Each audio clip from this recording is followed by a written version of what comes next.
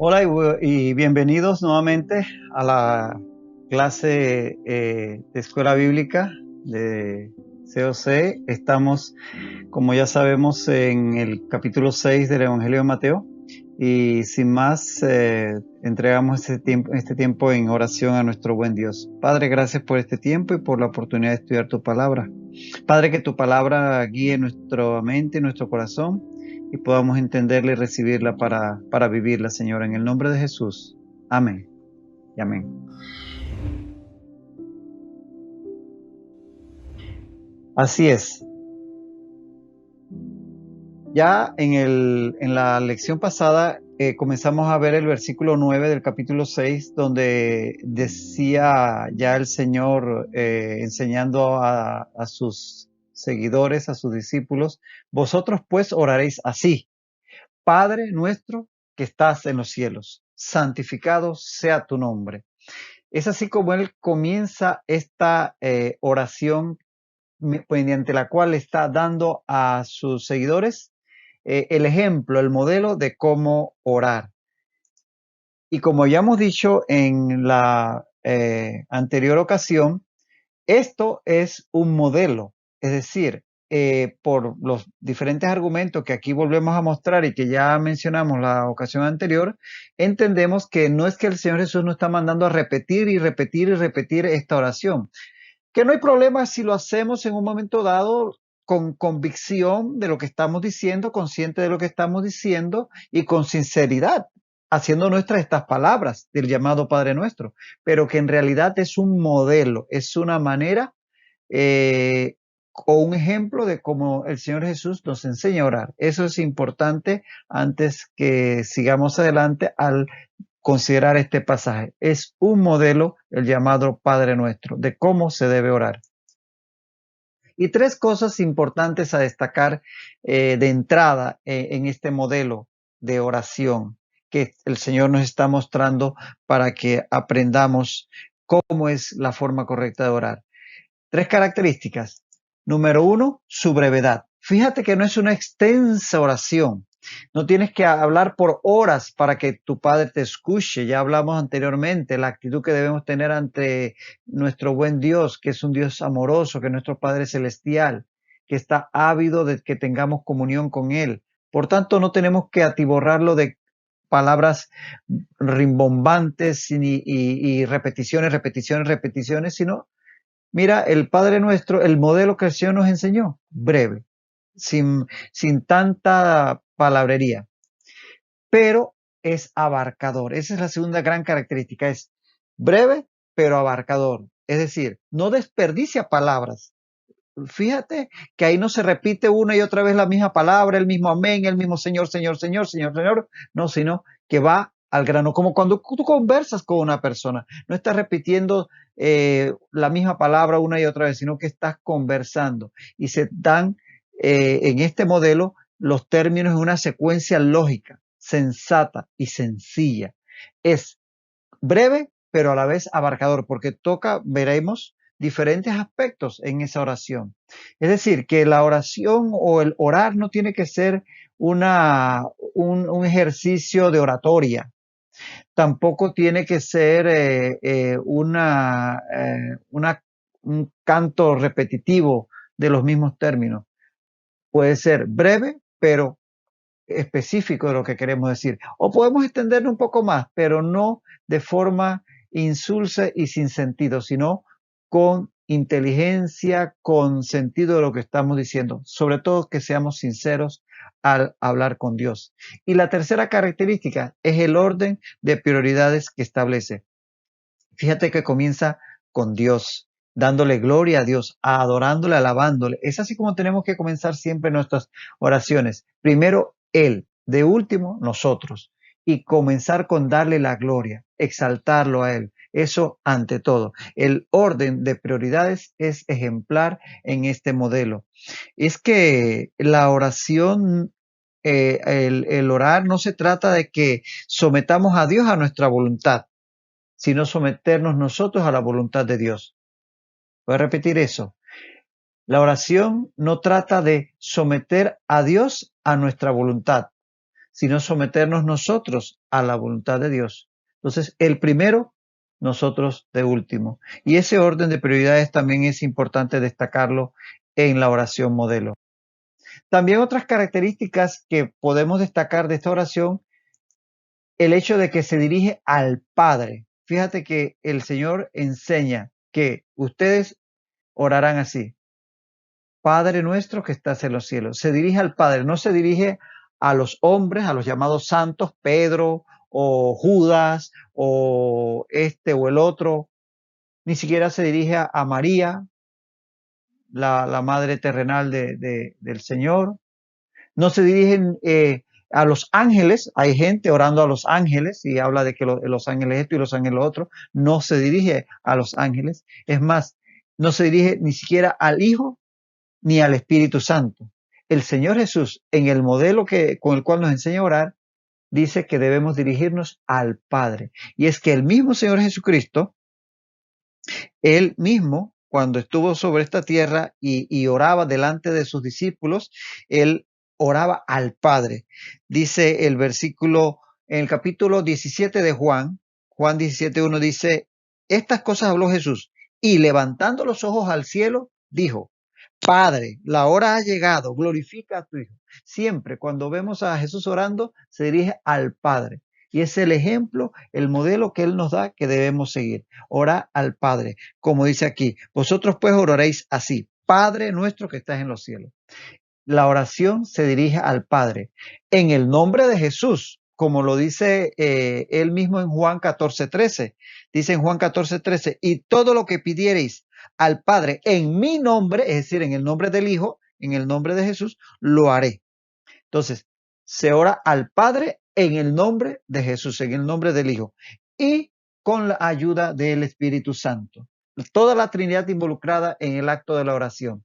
Pero se habla o se ora al Padre en el nombre de Jesús con la ayuda del Espíritu Santo, como vemos en Romanos 8:26, que dice, Romanos 8:26, y de igual manera el Espíritu nos ayuda en nuestra debilidad, pues ¿qué hemos de pedir como conviene? No lo sabemos, pero el Espíritu mismo intercede por nosotros con gemidos indecibles. Ante situaciones difíciles en la vida donde en realidad necesitamos sabiduría, cómo orar, si orar de esta manera y de la otra, en ese momento el Espíritu Santo puede impresionar nuestra mente y nuestro espíritu para orar de una u otra forma. O inclusive en ese momento en que sencillamente nace de nuestro interior el hablar en lenguas para expresar lo que el Espíritu pone en nosotros, también Él puede estar usándonos para interceder junto a nosotros ante el Padre. Recuerda que Él es el Paracleto, el que está al lado nuestro para ayudarnos, el ayudador es el Espíritu Santo. Entonces tenemos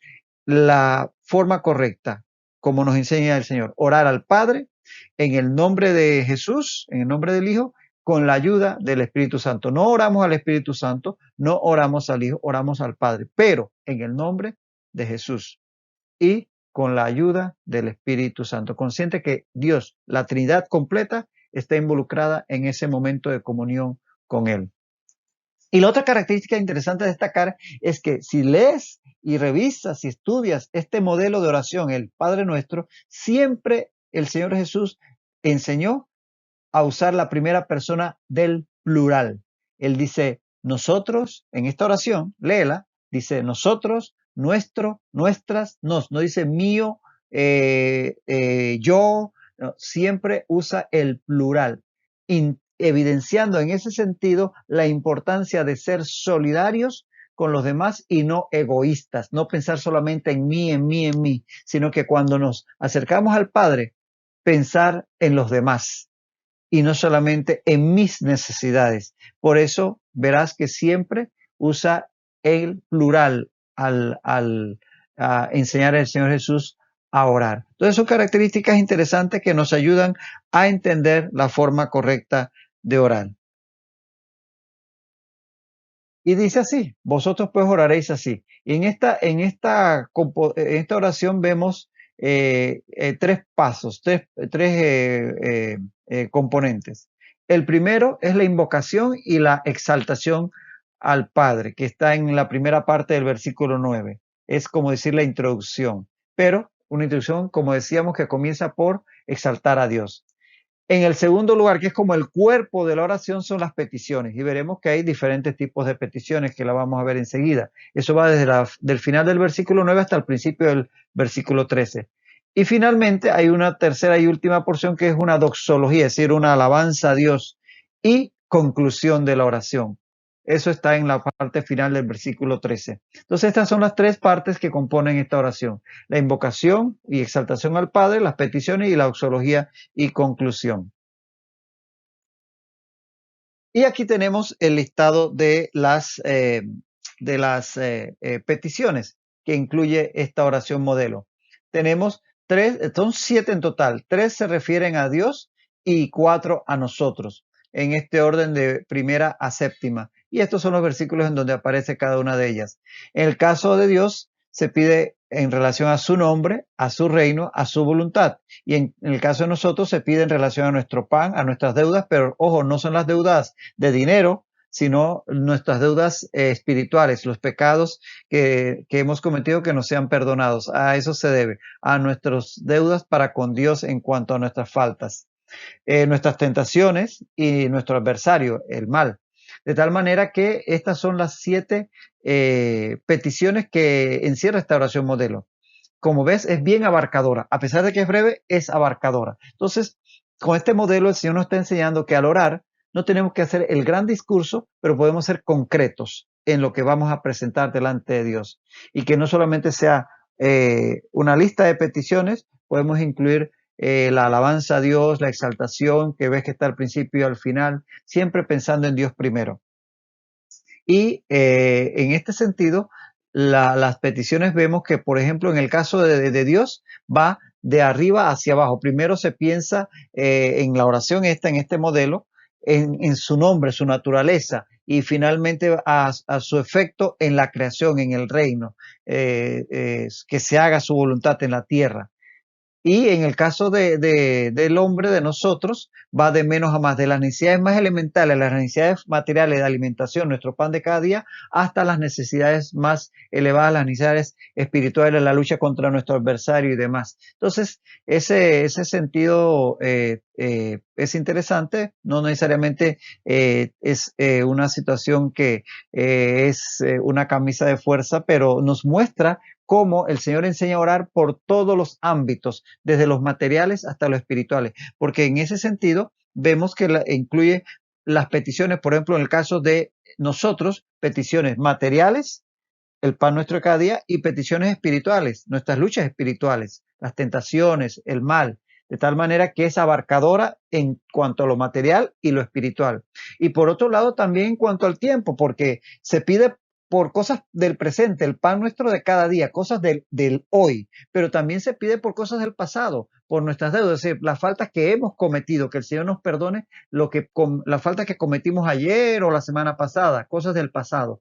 Y también se pide por cosas del futuro, que el Señor nos libre de las tentaciones, es decir, las cosas que podrían tentarnos en el futuro y del mal que podría venir en contra nuestro. Entonces, como ves, es muy abarcadora en todo sentido, en que primeramente se ocupa de Dios, su nombre, su reino, su voluntad y de todas nuestras necesidades por otro lado, y que en nuestro caso toca desde las necesidades materiales hasta las espirituales y de las cosas del pasado, del presente y del futuro.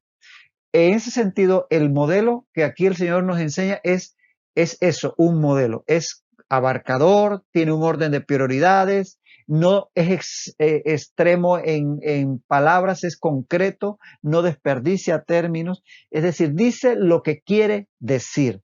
Eso es lo importante, porque orar es eso, decir lo que queremos decirle a Dios, con la ayuda del Espíritu Santo. Entonces no es ser místicos, no es ser así como que algo, una fórmula secreta. No, es sencillamente hablar, conversar con Dios, sabiendo que estamos delante del Dios eterno y que además es nuestro Padre Celestial.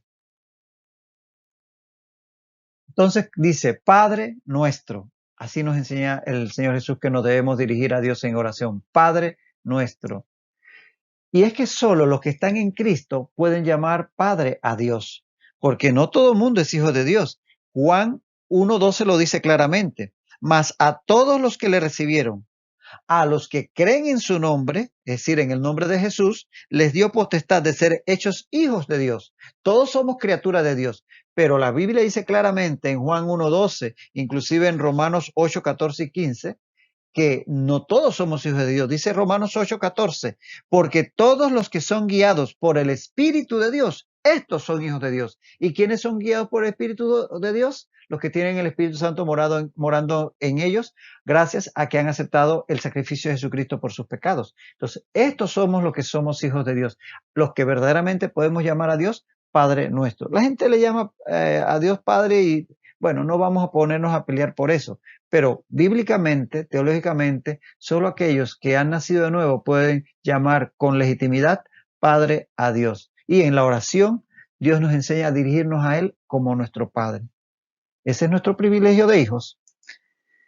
Esto evidencia confianza y familiaridad porque estamos acercándonos a nuestro Padre Celestial. Entonces ahí tenemos, por ejemplo, el texto que está en Hebreos 4:16 que dice, acerquémonos pues confiadamente al trono de la gracia para alcanzar misericordia y hallar gracia para el oportuno socorro. Con confianza porque nos acercamos a nuestro Padre Celestial. De ahí la importancia de estar conscientes de que somos hijos de Dios, que no somos cualquier criatura más. Y por eso podemos acercarnos con confianza en el Espíritu, como nos acercamos físicamente a nuestros padres terrenales en cuanto haya una relación correcta en ese sentido.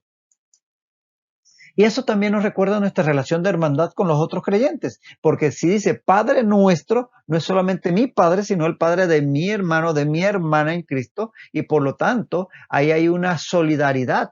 Ya decíamos hace un momento que una de las características del modelo de oración que el Señor nos enseña es ese hablar en solidaridad con los demás creyentes. Y en esto de llamarle Padre nuestro, no Padre mío, claro, está bien, es tu Padre, podemos llamarlo así Padre mío, pero cuando decimos Padre nuestro, estamos recordando que es Padre mío y de todos los demás creyentes. Por tanto, somos una familia. Por tanto, mi hermano, mi hermana son parte de mi familia. Ese Padre celestial es Padre mío, pero también Padre de él, Padre de ella. Entonces, eso es algo que podemos destacar. Dice que estás en los cielos. Eso nos recuerda la majestad de Dios. Si cuando decimos Padre nuestro, establecemos una familiaridad en base al amor, que Él como nuestro Padre nos permite acercarnos con confianza, ahora llamándole que estás en los cielos, eso entonces nos muestra o nos hace recapacitar en la distancia en cuanto a naturaleza que tenemos con Él. Entonces, ahí hay hay una actitud de respeto, y es que amor y respeto son los dos elementos que deben identificar la relación entre un padre y un hijo, entre un padre terrenal incluso y un hijo terrenal. El amor, que debe ser una unión que debe estar por encima de otras relaciones de amistad y demás, el amor de un padre hacia un hijo y de un hijo hacia un padre, pero de respeto.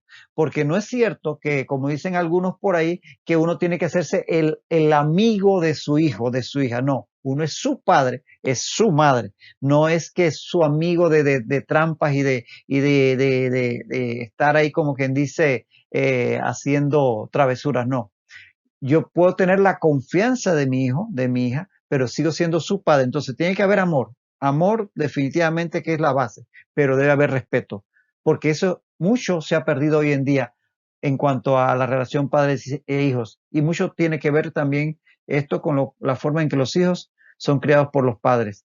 Debe haber respeto. Debe haber amor, sí, pero debe haber respeto. Y así nuestra relación con el Padre Celestial, el hecho que sea nuestro Padre, habla de una relación de confianza, de amor. Pero que estás en los cielos nos habla de que no somos lo mismo, que Él es Dios y nosotros somos nosotros. Por tanto, hay un respeto. No es que yo voy a llegarme a Dios con una confianza que desborda en el irrespeto, para nada. Esto nos recuerda el hecho de que Él está en los cielos. Dice, bueno, y ciertamente el hecho que Él está en los cielos no quita que Él es omnipresente, porque como dice Primero de Reyes 8:27, he aquí que los cielos, he aquí que los cielos de los cielos no te pueden contener. Dice Primero Reyes 8:27, es decir, Dios no puede ser contenido ni por el universo completo. De hecho, Él lo creó, así que ni el universo lo puede contener. Dios es omnipresente, está en todas partes, pero ha establecido su trono en los cielos. Ahí están varios pasajes como Eclesiastés 5:2 que dice, porque Dios está en el cielo y tú sobre la tierra.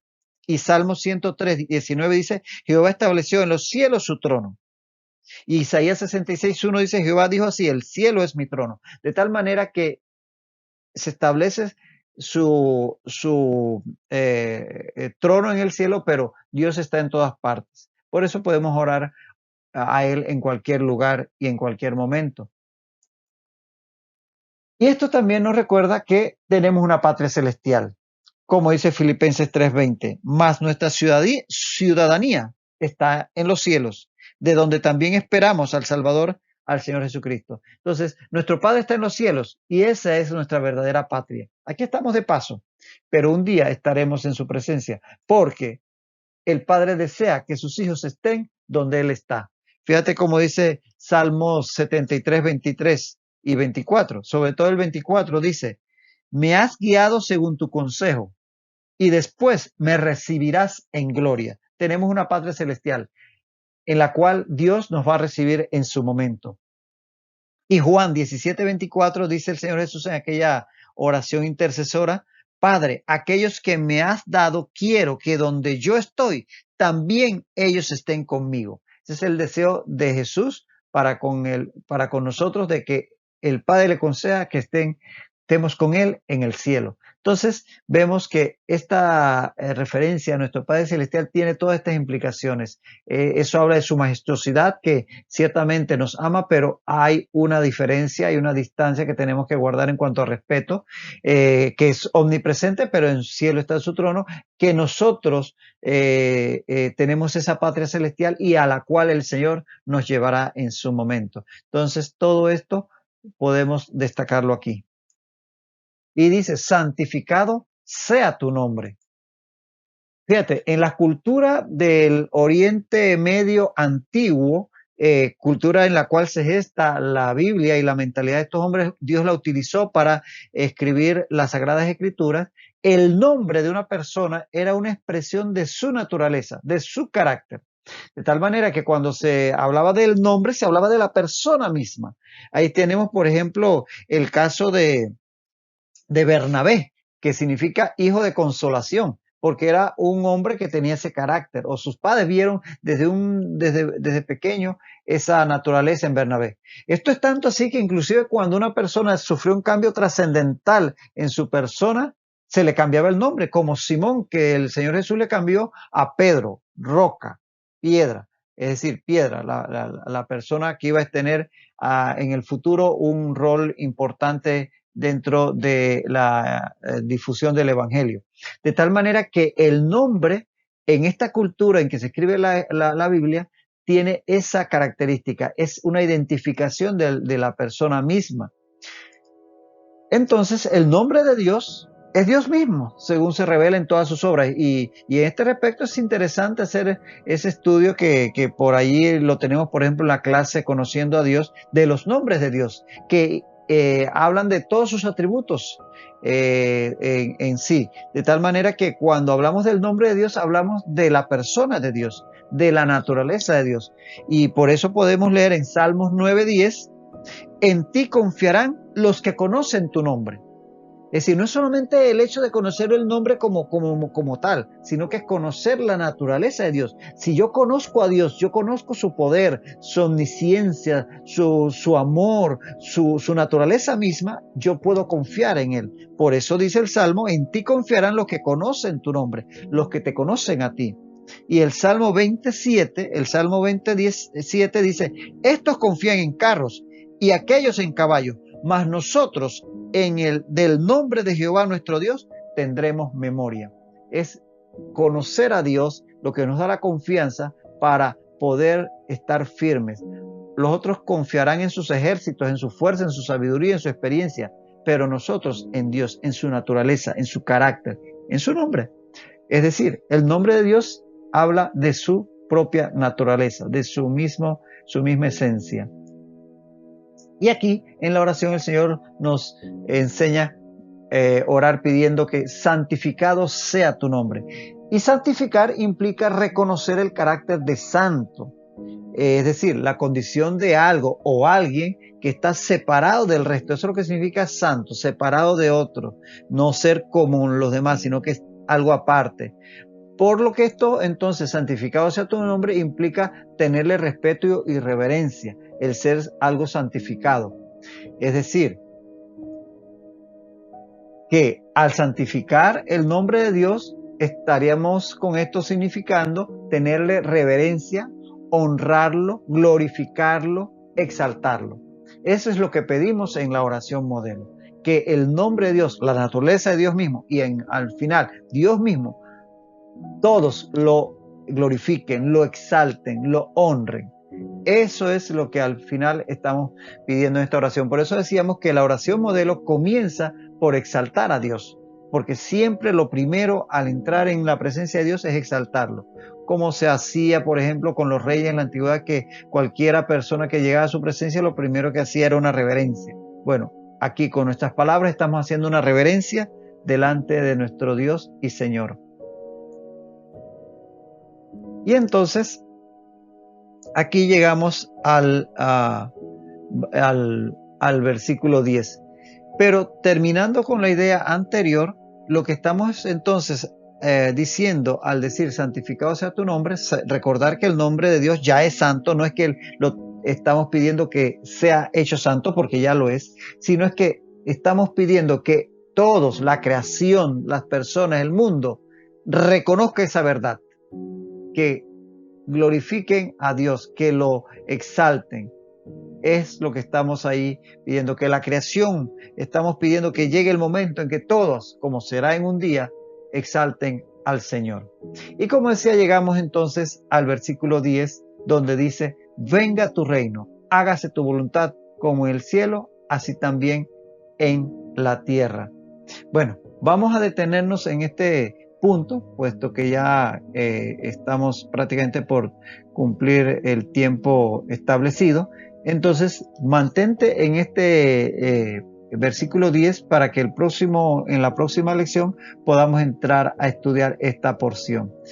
Hasta la próxima ocasión en que nos podamos contactar, que pues nuestro buen Dios y Padre Celestial siga iluminando tu vida, siga bendiciéndote, que hagamos vida de oración, que podamos estar cada día más en comunión con nuestro Padre Celestial y que Él siga bendiciendo nuestro caminar para que podamos cada día estar más cerca de Él en espíritu y algún día en la realidad física.